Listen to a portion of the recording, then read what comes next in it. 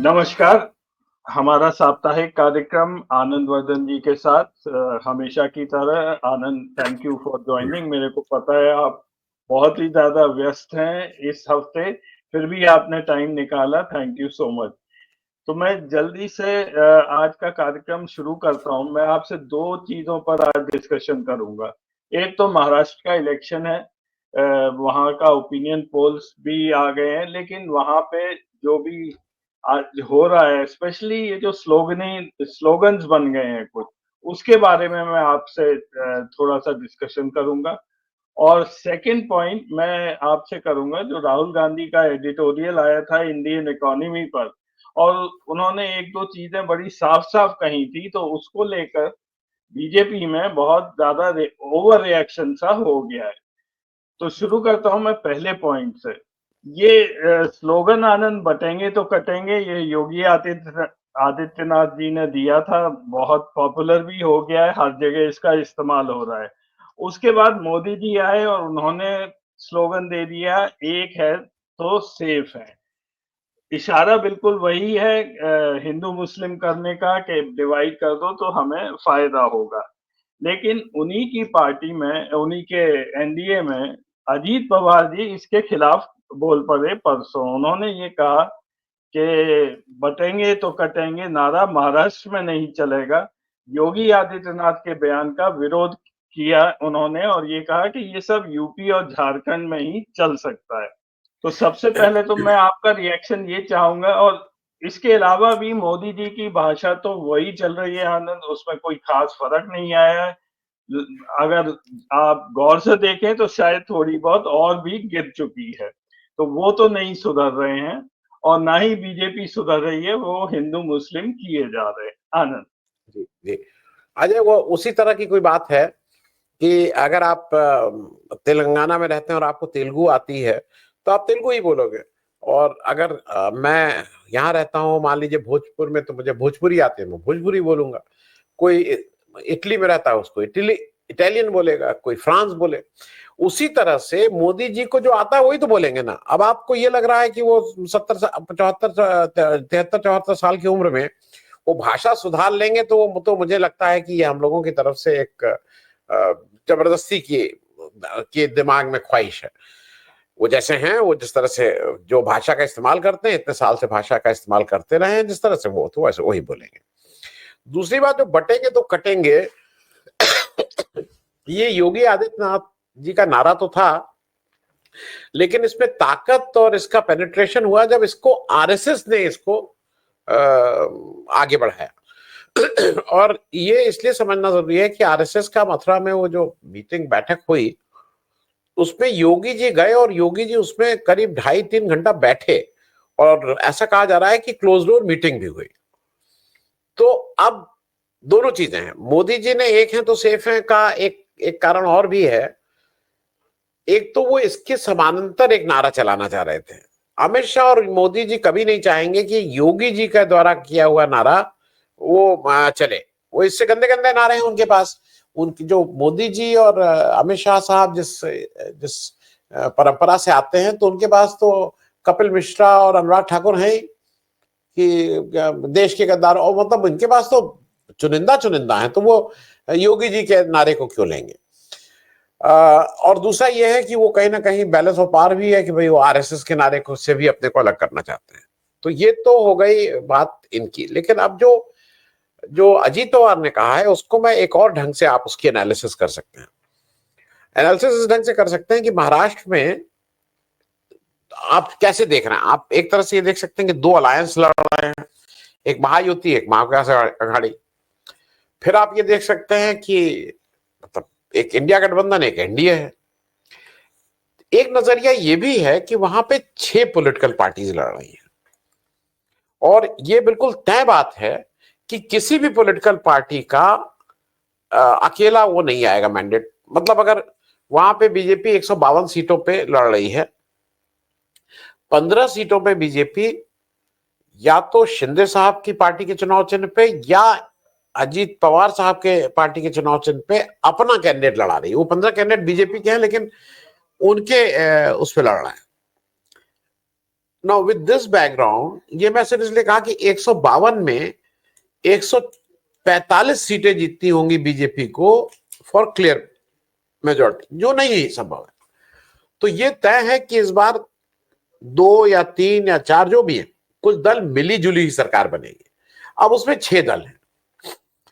अभी तक जैसा है, वो बीजेपी वाले कुछ भी कहें, बीजेपी को डिपेंड करना पड़ेगा शिंदे साहब और अजीत पवार पे। मुझे जो लगता है कि अजीत पवार साहब जो बटेंगे तो कटेंगे, जिस तरह से उन्होंने विरोध किया, और यही नहीं, एक और विरोध उन्होंने किया है, वो मैसेजिंग बिल्कुल साफ कर रहे हैं, वो अपने घर वापसी का रास्ता कहीं से तलाश रहे हैं कि उनको पता है कि प्री इलेक्शन अभी कोई बहुत ऐसा वो नहीं है, लेकिन अगर पोस्ट इलेक्शन मान लीजिए 10, 5, 15, 20 सीटों से कम पड़ते हैं और उतनी सीटें इनके पास आती हैं, तो कहीं ना कहीं मुझे ऐसा लगता है कि इनका जो नेचुरल होम है वो तो एनसीपी शरद पवार ही है। उसका एक कारण और भी है जो मेरी समझ है। अजीत पवार साहब के जो एनसीपी है, मैं अभी मुंबई गया था, उनके एक मेजॉरिटी ऑफ द कैंडिडेट्स वो वोट मांग रहे हैं साहब के नाम पे। वो हर स्पीच में साहब मतलब शरद पवार जी का नाम लेते हैं इधर, लेकिन तो उनको भी शायद वो ज्यादा सूटेबल होगा उनके पास अगर वो शरद पवार साहब के पास जाते हैं। तो मुझे ऐसा लगा कि ये एक दूरगामी उनकी रणनीति ये भी है। दूसरा, अजीत पवार ने एक बहुत महत्वपूर्ण एक स्टेटमेंट और दिया था। उन्होंने वहां ये कहा था कि मोदी जी को बारामती में आने की जरूरत नहीं है। अब उसको अलग अलग तरह से इंटरप्रिटेशन है, लेकिन मेरा इंटरप्रिटेशन बिल्कुल साफ है। मोदी जी अगर वहां जाते तो वो झगड़ा जो चाचा भतीजे के बीच का झगड़ा है, ये बजाय कम होने के उसको बढ़ाने का काम करते, उसमें कुछ कुछ ऐसा करके आते कि और बढ़ जाता। तो शायद जिस जिस जिस चौराहे पे या दोराहे पे या अजीत पवार साहब खड़े हैं, वो मुझे लगता है कि शरद पवार साहब से अब और कोई नया, जिसको कहते हैं ना, पंगा नहीं लेना चाहते हैं। क्योंकि शरद पवार साहब इस बार मतलब अपने ही घर के 2 लोगों को एक दूसरे के, ये शरद पवार ने इससे पहले नहीं किया था एक, लेकिन जब अजीत पवार की पत्नी लड़ गई सुप्रिया सूले के अगेंस्ट, तो अब इस बार वो भी लड़ा रहे हैं। तो मुझे लगता है कि Ajit Pawar is in no mood कि अपने घर के झगड़े को एस्केलेट करें, और इसकी तरफ से उनको एक लगता था कि अगर मोदी जी जाएंगे तो झगड़ा बढ़ाएंगे, और उन्होंने साफ साफ कह दिया कि आपको हमारे आने की जरूरत नहीं है। हालांकि इससे पहले भी कुछ चीफ मिनिस्टर्स ने कहीं और के, मिजोरम का अगर मैं गलत नहीं, उससे कहा था मोदी जी आप हमारे यहाँ भाषण देने मत आइएगा, इस तरह की बात हो चुकी है। तो वो भी एक कहीं ना कहीं बहुत क्लियर इंडिकेशन अजीत पवार दे रहे हैं कि पोस्ट पोल अगर कमी पड़ती है तो वो किधर जा सकते हैं, ये क्वेश्चन अब और ओपन हो गया है। अजय, मैं आपको एक स्लाइड दिखा रहा हूँ just to give idea of the demographics of Maharashtra. उसका आइडिया ये है कि जो हिंदी बेल्ट की डेमोग्राफिक्स है वो, या खासकर यूपी ले लीजिए जहां योगी आदित्यनाथ 80-20 करते रहते हैं, ये और कहीं देश में ये परसेंटेजेस नहीं है। महाराष्ट्र में इस समय 13 करोड़ के करीब वहां आबादी है, हिंदू 80% है, मुस्लिम 11.5% है। तो एक तो मुस्लिम का परसेंटेज वहां बहुत कम है, पॉकेट्स में जरूर है, कुछ जगह हैं जहां मुस्लिम पॉपुलेशन ज्यादा है। दूसरा, वहां पे ब्राह्मण्स 10% है, SC ST दोनों अगर आप मिला लें तो करीब करीब 24-25% पड़ते हैं, और ओबीसी पॉपुलेशन 38% है, 31% महाराष्ट्र मराठा से। तो वहां की डेमोग्राफिक्स बहुत ही फर्क है महाराष्ट्र की, और इसी वजह से जब एज एन आउटसाइडर मैं देख रहा हूँ या वहां के पोल्स फॉलो कर रहा हूँ, तो काफी कंफ्यूजन सा बना हुआ है। और वो अगर आप ओपिनियन पोल्स देखें जो आजकल ही आ रहे हैं, उसमें भी कोई खास ऐसा विनर नहीं आ रहा। आनंद, यहाँ पर मैंने आज की कुछ हेडलाइन दी हैं, अगर आप इनको देखें तो ये थोड़ी कंफ्यूजन सही क्रिएट है कि कौन जीता है, और आपने इसका यही बात कर दी कि 6 पार्टीज आ रही हैं तो कोई भी विनर है नहीं, और जो भी कोई आएगा बहुत स्लिम मार्जिन से ही आएगा। तो in the backdrop of this kind of demographics जो वहां पे है, क्या ये एक्चुअली ये हिंदू मुस्लिम वहां पे बीजेपी सोच रही है कि ये चल जाएगा? आनंद? नहीं, देखिए, मैं दो चीजें वहां जो जो मेरे हिसाब से जिसको शरद पवार साहब ने भी कहा है, वहां जो थोड़ा बहुत इम्पैक्ट जिस चीज ने डाला है, अब वो वोट में कितना कन्वर्ट होगा ये तो अभी आने वाला समय बताएगा। वो लाड़की बहना योजना जो उनका है, जो मध्य प्रदेश में लाडली बहना योजना था, उसी को एक उन्होंने लाड़की महीना योजना और एक भाई वाली योजना, दो उन्होंने किया है, जो जो लाभार्थी क्रिएट कर रहे हैं। वो कितना इफेक्ट करेगा ये जरा देखने वाली बात होगी। दूसरा, वहां पे एक और बहुत जबरदस्त इम्पैक्ट किया है, फिर वही चीज है, वोट में कितना कन्वर्ट होगा। वहां पे उन्होंने अभी शिंदे जी ने टोल नाके सब बंद कर दिए, टोल बंद कर दिए for private vehicle and taxis, there is no toll in Maharashtra. Now आदमी को ये बहुत विजिबल वो लगता है कि देखिए वो मेरा टोल नहीं लग रहा है। कितने दिन आप एक्सप्रेस वे में जाते हैं, कितना वो करते हैं, वो अलग बात है, लेकिन वो एक बहुत विजिबल है।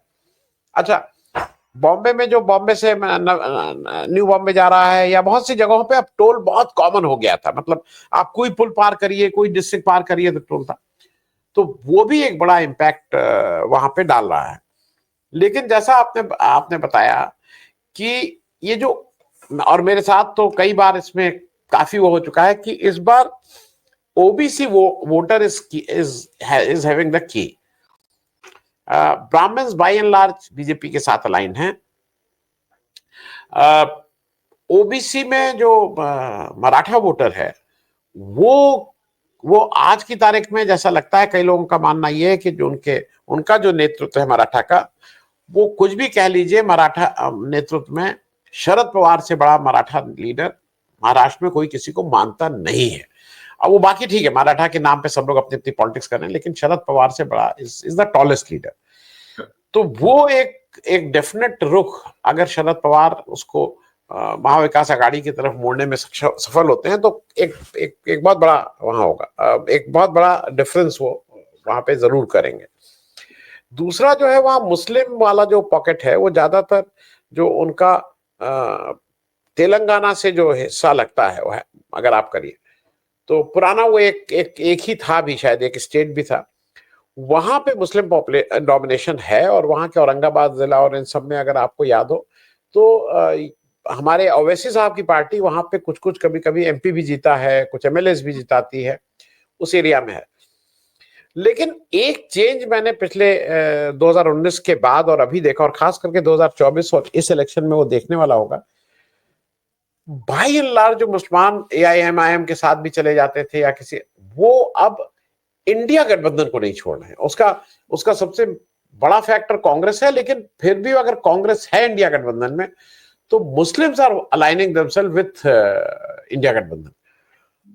वो कितना कारगर होगा ये अभी देखने वाला समय वो बताएगा। लेकिन एक बहुत सरप्राइजिंग चीज है, मैं महाराष्ट्र में नोटिस किया,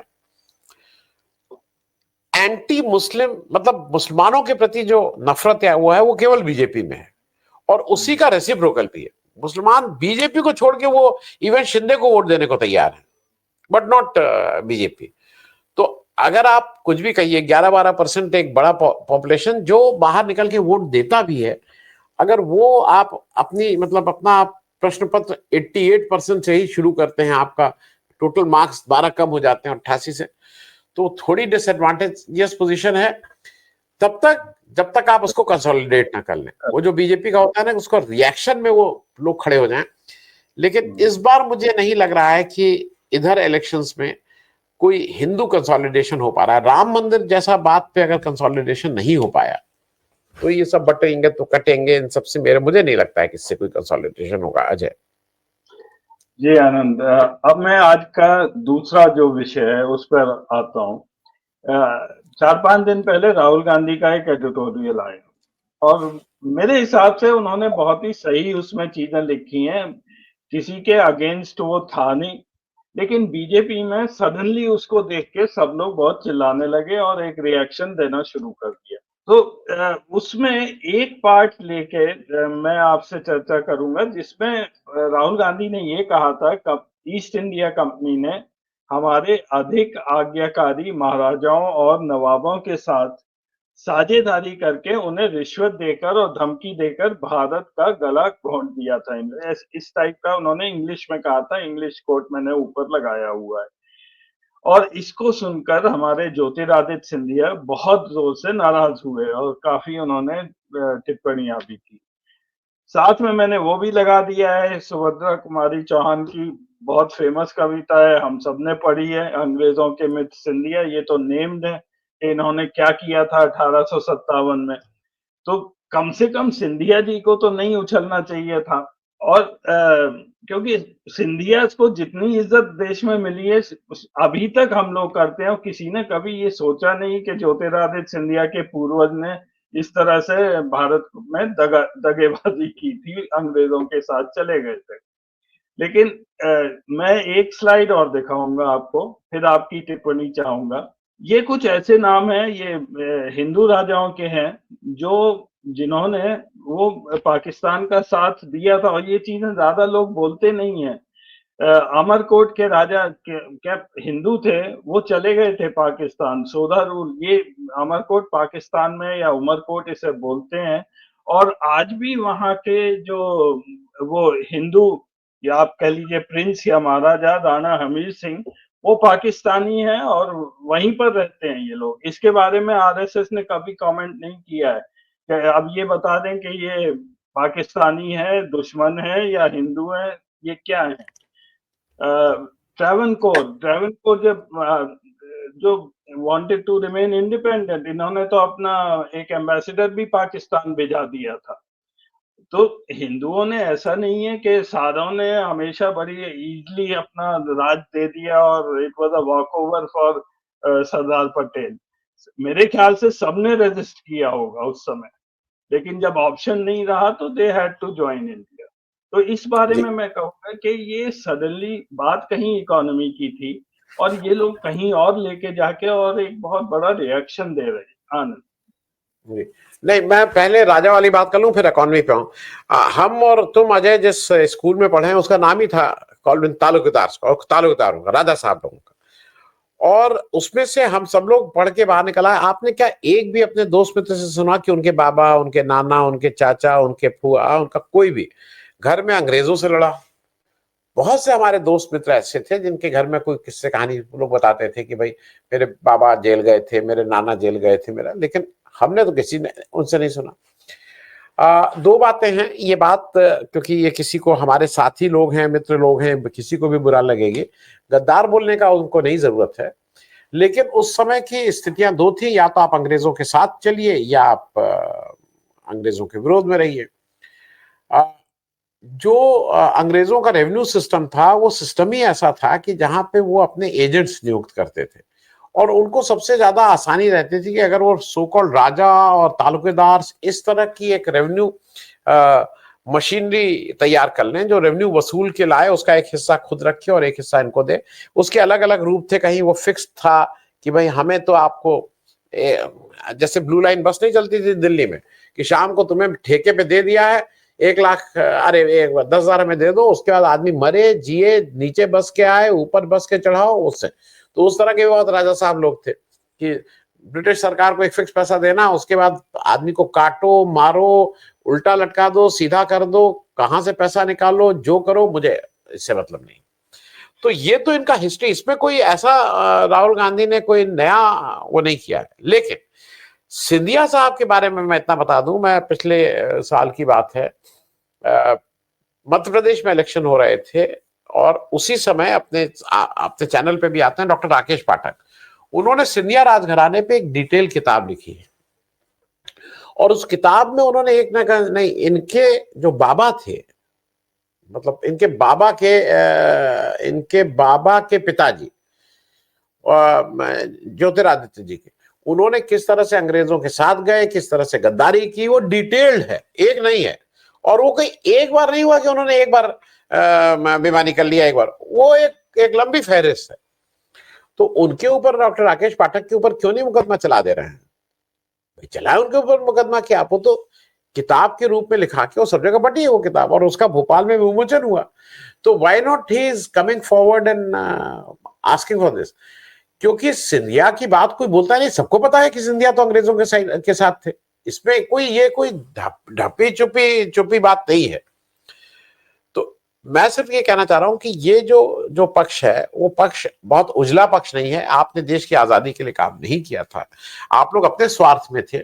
आज जो कश्मीर की जो दुर्गति हुई है उसमें बहुत हद तक हरि सिंह साहब जिम्मेदार हैं। इसको कोई माने चाहे ना माने, हरि सिंह का अगर अनिर्णय से पहले वो अपना निर्णय ले लिए होते, आज जो वो बड़े भारतवासी और ये सब माने जा रहे हैं, क्यों नहीं लिए? अक्टूबर तक वो क्यों खींच के ले गए? उन्होंने अगस्त में ही क्यों नहीं निर्णय ले लिया कि हम भारत में रहेंगे? तो वो भी अनिश्चय की स्थिति में तो बार्गेनिंग कर रहे थे, इधर क्या मिलेगा उधर क्या मिलेगा, मैं अलग रहूं तो क्या होगा उसका। तो ये सब लोगों का कोई बहुत अपनी स्वेच्छा से नहीं आए तो ठीक है, मतलब उस पर ज्यादा कहने की जरूरत। जब साथ हैं तो सभी लोग साथ हैं, आजाद देश में सब साथ हैं। दूसरी जो आपने बात कही इकोनॉमी की, हम सब लोग जहां जहां जिससे भी मिले, मैं जब भी मिला, राहुल गांधी के पास दो दृष्टि हैं। एक तो उनकी समझ भारत की अर्थव्यवस्था की बाकी के नेताओं के कंपैरिजन में, मैं उनको उनसे नहीं कर रहा हूं कि कोई अर्थशास्त्री से, जो भाई उनका कंपैरिजन किससे होगा? उनका कंपैरिजन मोदी से होगा, अमित शाह से होगा, योगी से होगा, भाई इन्हीं लोगों से होगा ना जो ये नेता हैं।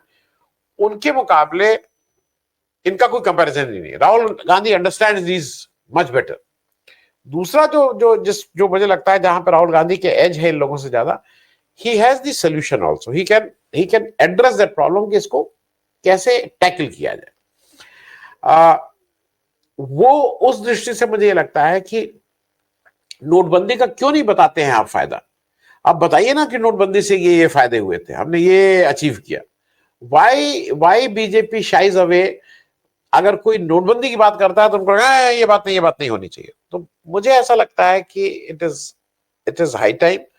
अगर आपको याद हो कि 2024 के चुनाव के समय कांग्रेस का जो घोषणा पत्र था, इसको उन्होंने न्याय पत्र करके पिच किया था, वो एक काफी एक्सटेंसिव आर्थिक पहलुओं को ज्यादा छू रहा था। मतलब आर्थिक मुद्दों को उसने ठीक से छुआ था, चाहे बेरोजगारी हो चाहे महंगाई हो, कि ऐसे हम इसको एडजस्ट करेंगे। तो ये अच्छा है। धीरे धीरे मुझे लगता है कि एक आध में लगता है कि ये रेवड़ी बांटी जा रही है, लेकिन एंड ऑफ द डे आपका आर्थिक मुद्दे अब प्रमुखता से आएंगे। ये हिंदू मुसलमान, इंडिया पाकिस्तान, इस्लाम, हिंदू धर्म खतरे में है, ये सब रिटोरिक अब कोई सुनेंगे नहीं। अब लोग बहुत स्पेसिफिक जानना चाहते हैं कि हमारे आर्थिक जो हमारी बदहाली है उसका क्या होगा। तो वो Rahul Gandhi on the right track. BJP की दिक्कत क्या है? बीजेपी जितना हल्ला मचाती है वो बिना बात के उतनी पब्लिसिटी राहुल गांधी के उस एड्रेस को देती, जो अदरवाइज लोग नहीं भी पढ़ते तो अब ज्यादा देख लेंगे, सुन लेंगे, पढ़ लेंगे। अजय जी आनंद, आपने हरि सिंह का नाम लिया। मैं लास्ट में बस एक कमेंट कर दूं कि हरि सिंह ने जो इधर उधर दिल्ली रैली किया था, वो आई थिंक पुश्तैनी उनके यहाँ ऐसे ही होता रहा है। गुलाब सिंह जो थे, जिन्होंने अंग्रेजों से ये खरीदा था JNK 75 लाख में, उन्हें लड़ने भेजा था अंग्रेजों के खिलाफ। और जब तक रंजीत सिंह रहे जिंदा तब तक तो वो नहीं बोले, और उनकी मौत के बाद उन्होंने अंग्रेजों से सौदा करके ये JNK खरीद लिया था। तो ये भी एक, अब आप इसको गद्दारी कहें या स्मार्टनेस कहें, वो आपके ऊपर है, लेकिन ये हमारे यहाँ महाराजाओं में ये अपॉर्चुनिज्म चलता रहा है। और शायद आपने जैसे कहा, ये उस समय की यही प्रथा थी या यही रिक्वायरमेंट थी। तो थैंक यू सो मच जुड़ने के लिए आनंद। आज आप, आई नो आप बहुत बिजी हैं, तो फिर अगले हफ्ते के एंड आप सब लोग, भाई आप भी आ रहे हैं अवध कॉन्क्लेव को, आप सब लोग आइए और अच्छे से मनाया जाए अवध कॉन्क्लेव को। Let us make it a success. Thank you so much. Thank you.